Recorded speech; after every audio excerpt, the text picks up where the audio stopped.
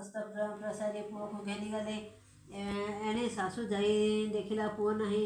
बहु को पचारिला पुओ नहीं। सादा बहु कहला मु शोईथिली किए घेनीगला। घर गंभीर साई पड़िशा खोजिले केउं स्थान नहीं। एणु ठणाए मारिला। बहु कांदी करी तुनी हो रहिला। एहीपरि वर्षकु वर्ष साधव बहु 6 पुओ जन्म कला। से ठाकुराणी को बढ़ाई दे तुनी हो रहुए। एथे उतरु 7 गर्भ है। 10 मास 10 दिन गला। पेट बथाइला। से दिन आश्विन मास पुलरी अमावस्या होइछि। साधव बहु शाशु को कहला मोर पेट बथा होछि। शाशु कहला आल पिला खाई जाणी मो घर बाहरी जा। मु ठाकुराणी पूजारे बसी मो अमणिया प्रतिष्ठित हेब। यह कही शाशु बाहर करदेला।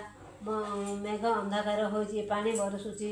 कुआड़े जीवी भाभी से कांदी कांदी मनुष्य को गला। महाकाली दया बसिला। से बुढ़ी रूपे आसी पचारिला किए से तू ए वर्षा राति केउं आड़े जीवु। यह शुणी कहला मो दुख कहले किए से नब। मु कहबी महाकाली तो दुख हुड़